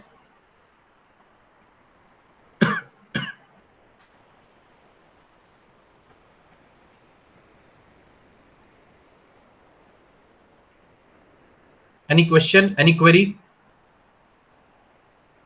सर इसमें नोडल एनालिसिस यूज नहीं कर सकते? नोडल एनालिसिस लगा सकते हैं ना, लेकिन यहां पर क्या नोड फॉर्म हो रहा है क्या, वो देखिए सबसे पहले। इनफैक्ट मेश एनालिसिस में ही आपको क्लियर हो जाएगा कि यहां पर मेश एनालिसिस लगाने की जरूरत है क्या। अगर आपने थोड़ा ये सर्किट की तरफ ध्यान दिया होगा या पिछला सर्किट आपको अगर समझा होगा, अगर ये ओपन सर्किट है, तो क्या इस सर्किट में से कोई करंट पास होगा क्या? नहीं। अब अगर यहां से कोई करंट पास नहीं हो रहा है, इसका मतलब ये जो 8 ओम्स है, ये 8 ओम्स कैसा है? That 8 ohms element is a dummy element, क्योंकि जो करंट इस पर्टिकुलर एलिमेंट से पास हो रहा है that current is 0 ampere. So therefore this is your dummy element. Okay, क्या 12 वोल्ट आपका एक्टिव रहेगा? हाँ, क्यों? क्योंकि ये वोल्टेज सोर्स है, ये तो वोल्टेज सोर्स है। तो अगर मुझे इन दो टर्मिनल्स के बीच का वोल्टेज फाइंड करना है, तो I can use simple KVL to that particular loop. यानी KVL में कौन से लूप में लगा रहा हूं, उसी पर्टिकुलर लूप में लगा रहा हूं। तो इस लूप में कोई भी आप ओरिएंटेशन ले लीजिए, क्लॉकवाइज या एंटी क्लॉकवाइज। ओके, सपोज मैंने ये ले लिया क्लॉकवाइज, तो क्लॉकवाइज के हिसाब से 8 ओम्स तो आपका डमी एलिमेंट बन गया। सिर्फ 8 ओम्स डमी एलिमेंट इसलिए है क्योंकि इसमें से कोई करंट पास नहीं हो रहा है। तो आपका इक्वेशन क्या होगा, देखते हैं। पॉजिटिव टू निगेटिव, आपका 12 वोल्ट है, सो इसका मतलब ये रहेगा निगेटिव। उसके बाद ये Thevenin's voltage positive to negative रहेगा फिर से, क्योंकि पॉजिटिव ऊपर है निगेटिव नीचे है, सो ये भी रहेगा आपका निगेटिव VTH। उसके बाद ये करंट I2 आपका यहां से एंटर हो रहा है, बराबर, यहां से एंटर हो रहा है, सो ये रहेगा आपका -2, बराबर है I। अब ये करंट मैंने I2 दिया है नाम इसको, so therefore this is I2 minus I1। इस पर्टिकुलर पूरे लूप में सिर्फ ये 3 एलिमेंट्स आपको दिख रहे हैं, 12 volt, VTH and this 2 ohms resistance. लेकिन ये 2 ohms में से 2 करंट पास हो रहा है, एक है आपका I1, दूसरा I2। तो इस वजह से आपको मिला I2 minus I1 is equal to 0। यहां तक कोई दिक्कत? No sir. ओके, अब VTH मुझे फाइंड करना है, तो VTH को मैं राइट हैंड साइड में ले जाता हूं। Therefore VTH is equal to, अब VTH equal to right hand side चले गया तो मेरे पास क्या बच गया, -12 एज इट इज है, -2I2, okay, -2 into I1, so I get 2I1। लेकिन यहां पर I2 का वैल्यू क्या है, यानी जिसको हम लोग I8 कह रहे थे, इस पर्टिकुलर वैल्यू में I2 का वैल्यू क्या है, 0 एम्पियर, क्योंकि यहां से कोई करंट पास ही नहीं हो रहा है। ये जो करंट है ये कोई करंट पास ही नहीं हो रहा है, इसका मतलब the value of that particular I2 is 0। So what I get -12 plus 2I1, that is the value of VTH। -12 plus 2I1। यहां पर आपको क्या मिला है, साइन आपने चेंज कर दी, क्यों, क्योंकि डायरेक्शन आपका चेंज हो रहा है, करंट यहां पर मैंने क्लॉकवाइज दिया है, so it means therefore over here I am getting 2I1 -12, over here I am getting -12 plus 2I1। So this is your equation number 1। अब इसका मतलब क्या है, you have to find out the value of 2I1। अब 2I1 कहां से find हो सकता है, आपका फर्स्ट लूप से। सो लूप नंबर 1 में आप KVL लगाए, अब लूप नंबर 1 में KVL आपने लगाया, सो 20 -2I1 प्लस I8। अच्छा, आप कंफ्यूज ना हो जाए, इस वजह से मैं ये वाला सर्किट नहीं लेता हूं, just a second guys, necessary आप लोग कंफ्यूज हो जाओगे। तो यहां पर जो मैंने लिखा है ना, वही मैं आपको फटाफट एक्सप्लेन कर देता हूं, भले ही मैं पेन का कलर दूसरा यूज करता हूं। अब यहां पर जो I8 है, the value of that I8 is equal to 0 ampere. So अब आपको क्या मिल रहा है, देखिए, ये मैंने KVL इस लूप 2 में लगाया, KVL लूप 2 में लगा दिया, और I8 का ओरिएंटेशन मैंने एंटी क्लॉकवाइज, I1 का मैंने क्लॉकवाइज लिया, बस इतना चेंज किया एंड सिंपल KVL लगाया। तो क्या इस मेथड से जाए या मैं जो पहले मेथड बता रहा हूं उससे जाऊं, अननेसेसरी कंफ्यूजन हो जाएगा ना। ठीक है, मैं पहले वाला मेथड जो मैं आपको बता रहा था ना उससे ही जाता हूं, ये आपको अननेसेसरी कंफ्यूज कर देगा।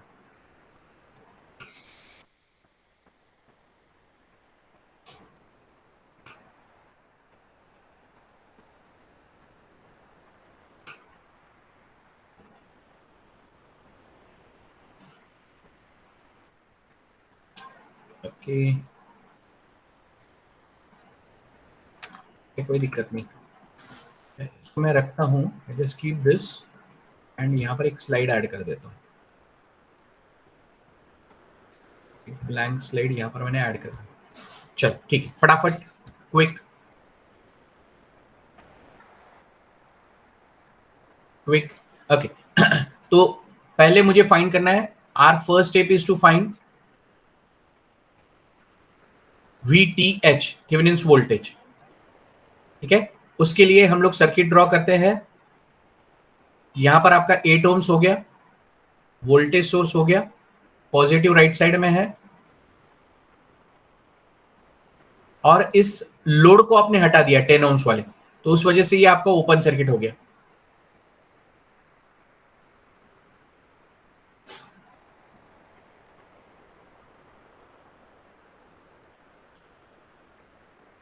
ये है आपका 20 वोल्ट, उसके बाद ये है 2 ohms रेजिस्टेंस,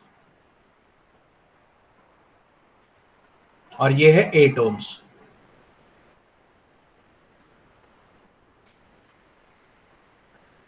ये है B टर्मिनल, ओके। अब this is positive and this one is negative and the voltage across that as Thevenin's voltage, क्योंकि आपने ओपन कर दिया तो थेवेनिन्स वोल्टेज या ओपन सर्किट वोल्टेज, उसको आप VAB भी कह सकते हो। ओके, अब यहाँ पर इस वोल्टेज सोर्स की वजह से 20 वोल्ट की वजह से जो भी करंट है वो डेवलप होगा। सो ये रहेगा आपका I1। ओके, सो ये I1 सिर्फ और सिर्फ 2 ओम से पास होगा। इसका इफेक्ट इस पर्टिकुलर जगह पर कुछ भी नहीं है, because the current through this particular 8 ohm resistance is 0 ampere. So इसका मतलब 8 ohms resistance is dummy element, is dummy element. Voltage source तो आपका रहेगा, पॉजिटिव नेगेटिव वोल्टेज सोर्स रहेगा, डेफिनेटली उसका इफेक्ट इस पर्टिकुलर AB टर्मिनल वोल्टेज पे रहेगा। ठीक है, तो इसका मतलब आपका AB टर्मिनल वोल्टेज कैसे फाइंड करोगे मालूम है? आप लोग सिंपल इस तरीके से फाइंड करोगे। ये है आपका 12 वोल्ट, ये है आपका रेजिस्टेंस 2 ओम्स, अब दिस इज VTH। तो ये 2 ओम से पास होने वाला करंट आपको फाइंड करना है। ओके, ताकि फिर आप ये VTH का फॉर्मूला लिख सके, VTH का फॉर्मूला आप लोग लिख सके। आपको ध्यान में आ रहा है? सपोज यहां पर मेरे पास 2 बैटरीज है, एक बैटरी है आपकी पॉजिटिव, इसकी वैल्यू है 12 वोल्ट, ठीक है, और दूसरी बैटरी है आपकी कुछ इस तरीके से कनेक्टेड, जिसकी वैल्यू हम लोग अभी फाइंड करते हैं। तो उस केस में ये टोटल वोल्टेज VTH क्या रहेगा, ये हमें फाइंड करना है। अब 8 ओम्स तो डमी एलिमेंट हो गया, इसमें से कोई करंट पास नहीं हो रहा है, लेकिन 2 ओम से जो करंट पास हो रहा है उसकी वजह से हमें ये V2 का वैल्यू मिल जाएगा, माने वोल्टेज अक्रॉस 2 ओम्स मिल जाएगा, voltage across 2 ohms. So voltage across 2 ohms आपका क्या रहेगा, voltage across 2 ohms is equal to current multiplied by resistance, और रेजिस्टेंस की वैल्यू क्या है 2 ओम्स, और करंट की वैल्यू क्या है I1। अब I1 हमें फाइंड करना है। सो I1 फाइंड करने के लिए आप डायरेक्टली यहां पर लूप लॉ यानी KVL लगाए, या इवन ओम्स लॉ भी लगा सकते हो। I1 is equal to voltage upon equivalent resistance, क्योंकि यहां पर वोल्टेज सोर्स एक ही है इस पर्टिकुलर लूप में, और 2 रेजिस्टेंस कनेक्टेड है, और यहां का करंट आपका 0 एम्पियर है। सो वोल्टेज कितना है 20, रेजिस्टेंस कितने हैं 2, 5 + 2, सो इट मींस इट इज 20/7, और यूनिट इसका रहेगा एम्पियर। सो इस वजह से V2 आपका निकल जाएगा। So voltage across 2 ohm is equal to 2 multiplied by I1 का वैल्यू कितना आया 20/7, so 20/7 it is equal to 40/7 volts. So इस V2 का वोल्टेज कितना है, पॉजिटिव ऊपर है, यहां पर पॉजिटिव इस डायरेक्शन में, so this voltage is 40/7 volts. Can you tell me the value of this Thevenin's voltage now? अब Thevenin's voltage के हिसाब से कैसे कनेक्ट हो रहा है सर्किट में बताऊं? आपका ये सर्किट कुछ इस तरीके से कनेक्ट हो रहा है। ये बैटरी आपकी यहां पर निगेटिव है, यहां पर पॉजिटिव है, और इसकी वैल्यू है 12 वोल्ट। उसके बाद इसका आपका पॉजिटिव है, और यहां पर इसका निगेटिव है, ये है इसका negative. So this gives you Thevenin's voltage, and this is your 40/7 volts। तो ये पॉजिटिव, ये पॉजिटिव, ये निगेटिव, ये निगेटिव, लेकिन हमें पॉजिटिव ऊपर चाहिए, निगेटिव नीचे चाहिए, और ये तो हम कह सकते हैं कि बिकॉज 40/7 हो सकता है कि it is greater than 12 volt. Let us find out what is the value of 40/7।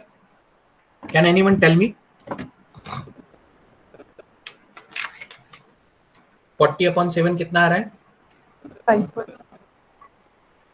Okay 5.71। इसका मतलब क्या हुआ मैं बताऊं आपको?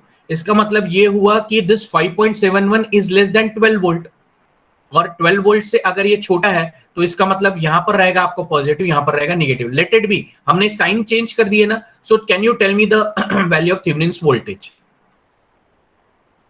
चलो लूप लॉ लगाते हैं यहां पर। लूप लॉ माने फिर से वही KVL, और क्लॉकवाइज डायरेक्शन में लगाते हैं। सो पॉजिटिव टू निगेटिव हो जाएगा आपका निगेटिव VTH।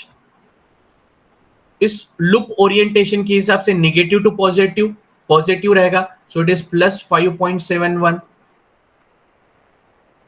पॉजिटिव से negative, negative 12 volt is equal to 0।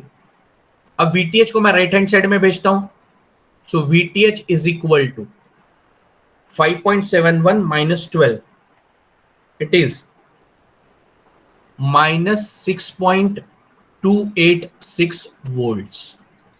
All of you are getting this value, just check. VTH is equal to minus 6.286 volts.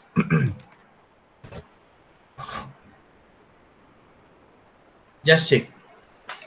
क्या logic आप लोगों को ध्यान में आ गया? मैंने लास्ट ईयर सॉल्व किया था, मैंने हालांकि उसको यूज करने की कोशिश की, लेकिन मैं ऑलरेडी आप लोगों का मेश एनालिसिस ले चुका हूं, तो इसलिए मैंने डायरेक्टली वो मेश एनालिसिस को या उसके फंडामेंटल्स यहां पर यूज किए, या थोड़ा सा एक अलग तरीका यूज करने की कोशिश की ताकि आप लोगों को वो ध्यान में आ सके। So please check whether you people are getting this numerical और नॉट। अगर नहीं समझ में आया तो I am ready to take some other way to explain, या फिर if you want the same methodology, अगर आपको यही मेथोडोलॉजी फिर से समझनी है तो please let me know so that I can take the same methodology again.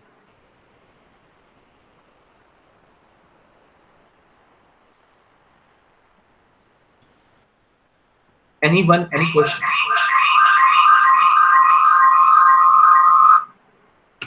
So anyone, any question?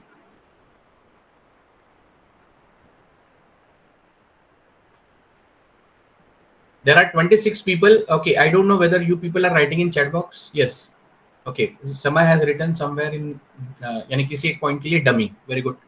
चलो, it's 11:22. So now just tell me whether you people are getting this method.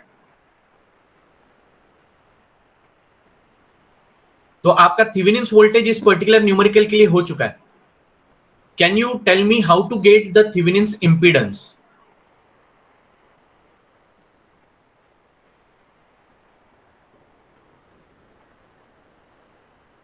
हाँ, minus 6.286, और यहां पर भी देखो कितना आया है, माइनस 6.286। वेरी गुड, यानी जो मेथड हम लोगों ने यूज किया वो सही है।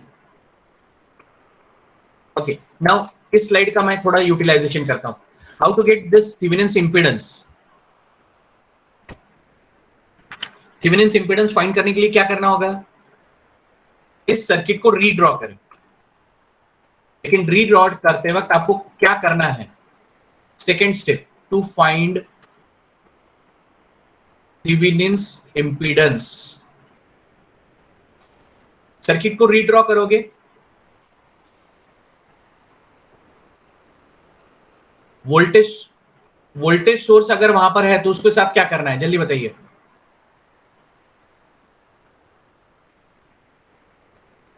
वोल्टेज सोर्स अगर वहां पर प्रेजेंट है तो उसके साथ क्या करना है?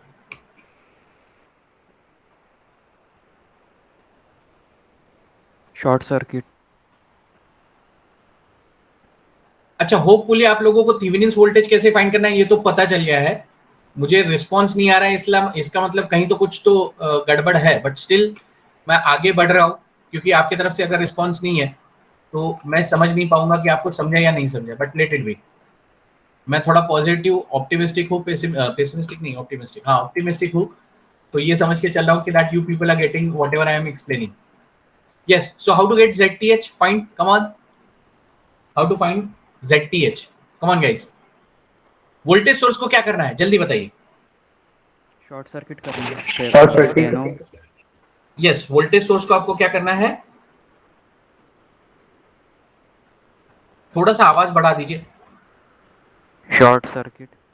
Short circuit, very good.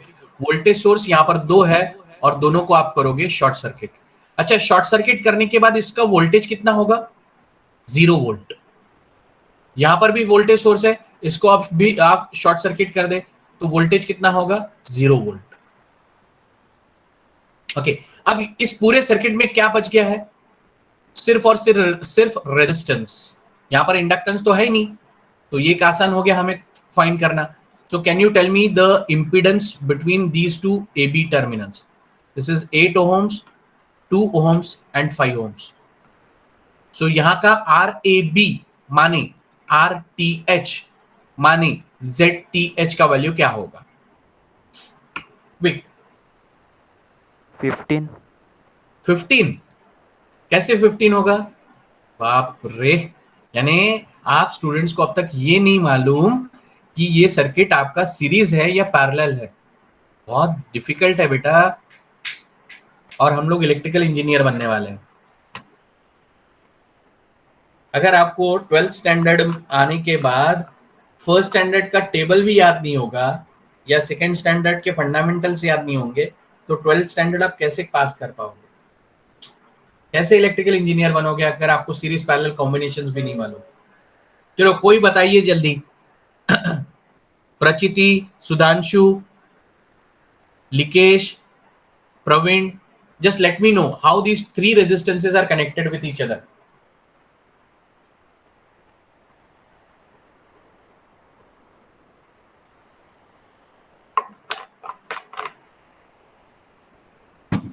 ये तीनों रेजिस्टेंस कैसे कनेक्टेड है, इतना ही मुझे बता दीजिए। अच्छा, सपोज ऐसा हुआ कि लिकेश यहां पर इस पर्टिकुलर रेजिस्टेंस पे चलने की कोशिश कर रहा है। आबांचा फोन येऊन गेला, आबांना फोन करता, त्यांना सांग माझं लेक्चर चालू आहे 10 वाजल्यापासून। ओके, सो यहां पर लिकेश नहीं अकोल्यावर, हाँ, तो यहां पर लिकेश चलने की कोशिश कर रहा है। अब लिकेश ने शुरू किया चलना पॉइंट ए से और उसको पॉइंट बी तक पहुंचना है। चलो, लिकेश है क्लास में? क्योंकि शुरुआत उसी ने किए थे। आहे का लिकेश? अरे वाह, very good Likesh. Yes sir. Likesh, बड़ा सांग मला, सपोज तू सबको मराठी समझ में आता है क्या? Yes sir. Okay, let it be. Likesh अगर पॉइंट ए से चलना शुरू कर रहा है और उसको पॉइंट बी पे पहुंचना है, और उसके लिए ये पाथ दे के रखा है, डेफिनेटली ए और बी के बीच में गड्ढा है। ओके, सो अब लिकेश यहां से चलना शुरू कर रहा है, तो उसको कैसे कैसे कौन कौन मिलते जाएगा? सपोज यहां पर इसका एक दोस्त खड़ा है प्रवीण, लिकेश की यहां पर कोई एक फ्रेंड है, यानी बॉयज में से ही फ्रेंड है, ओके, सुजीत, और सुधांशु। अब मुझे बताइए कि ये लिकेश सबसे पहले किससे मिलेगा? यह है लिकेश। मैं लिकेश के लिए एक छोटा सा ड्राइंग ड्रॉ कर रहा हूं, तो लिकेश होपफुली मुझे माफ कर देगा क्योंकि ड्राइंग उतना अच्छा नहीं है हमारा। लिकेश, मला सांग, अगर आप यहां से चलना शुरू कर रहे हो, सबसे पहले कौन मिलेगा आपको? प्रवीण। प्रवीण मिल गया। अब प्रवीण से मिलने के बाद आप इस पॉइंट पर पहुंचे। अब आपको यहां पर कौन क्या दिख रहा है? सुजीत। कुछ भी नहीं दिख रहा? सुजीत मिलेगा फिर सुजीत मिलेगा, लेकिन क्या सुधांशु मिलेगा क्या आपको? नहीं, वो अच्छा, बाद में मिलेगा। अच्छा, मुझे बताइए, अगर सुजीत से मिलना है तो आपको कौन सा पाथ फॉलो करना होगा? ये 2 ohms वाला या 5 ohms वाला? 2 ohms वाला।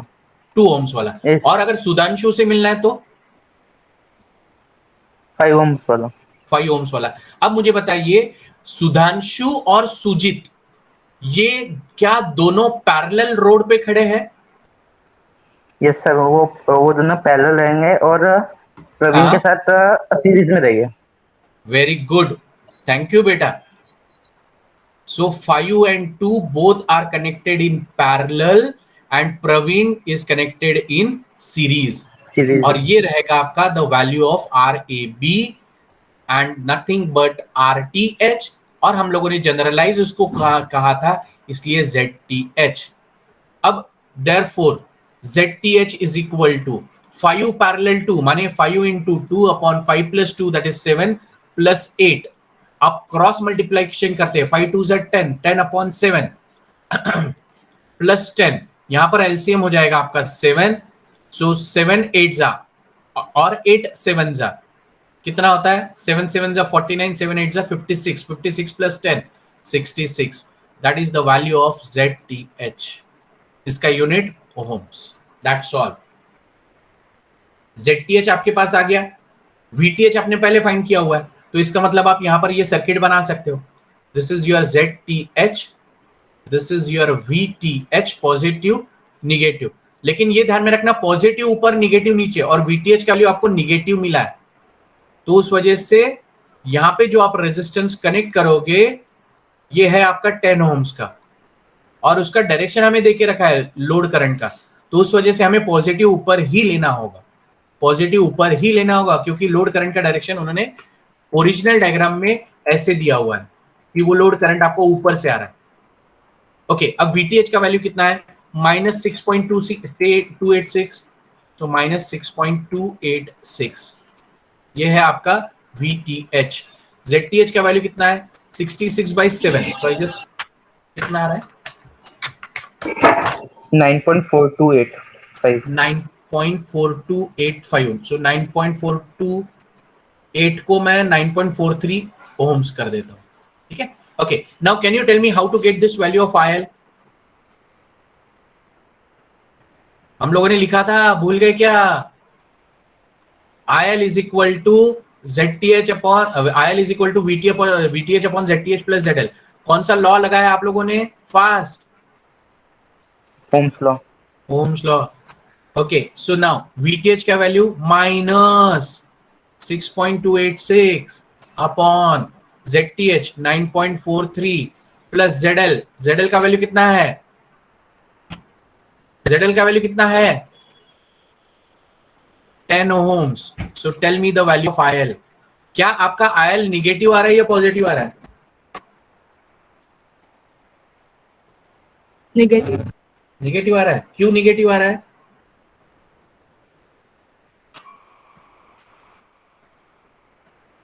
क्यों निगेटिव आ रहा है? Okay, what is that value?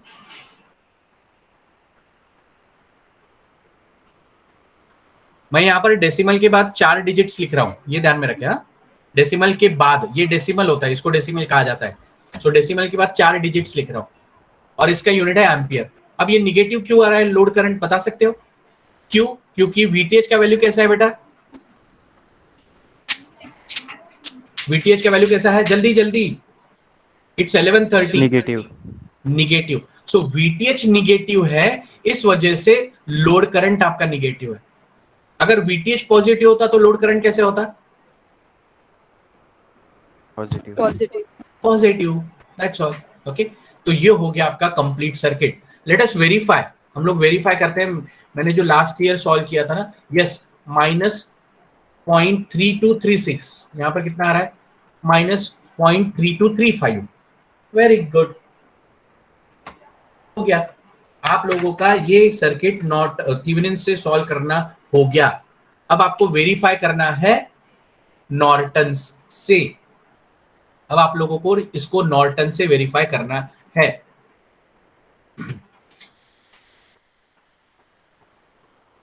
पहला प्रोसीड फॉर नॉर्टन सर्किट।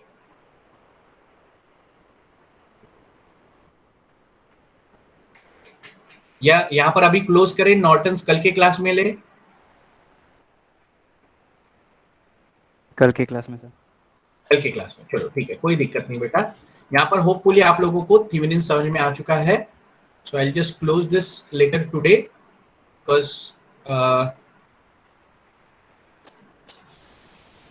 इसका रिकॉर्डिंग भी काफी समय से चल रहा है ना, so therefore I have to close it.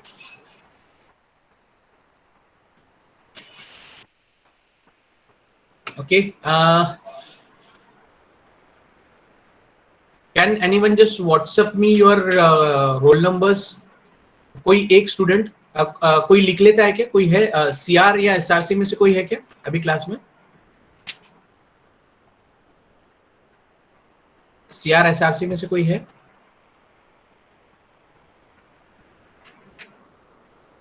वैसे अटेंडेंस सिस्टम में आज का अटेंडेंस लगेगा कि नहीं, एक डाउटफुल है, but still I need your attendance. हाँ मानसी। Yes sir. अच्छा, आप अटेंड कर रहे थे क्या क्लास पहले से? हाँ। अच्छा, कितने न्यूमेरिकल सॉल्व किए मानसी आज हमने?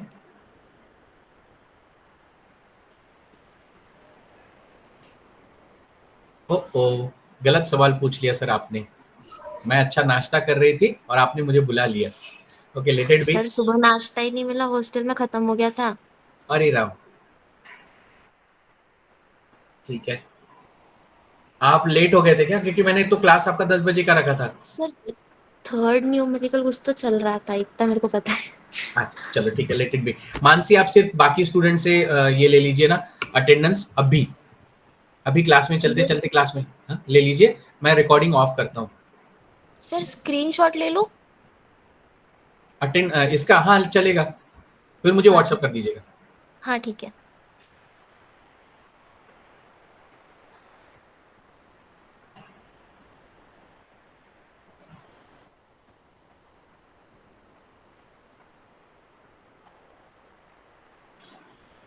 जल्दी जल्दी भेज दीजिए फिर सब लोग, रिकॉर्डिंग रहने देता हूँ 2 मिनट। मानसी आपको जरूरत नहीं पड़ेगी रोल नंबर भेजने की या स्क्रीनशॉट मुझे भेजने की व्हाट्सएप पर, ये रिकॉर्डिंग चल रहा है। ठीक है, क्लास यहाँ पर क्लोज हो चुका है। कल हम लोग नॉर्टन्स लेंगे, सेकंड लेक्चर एक्स्ट्रा ले रहा हूँ मैं।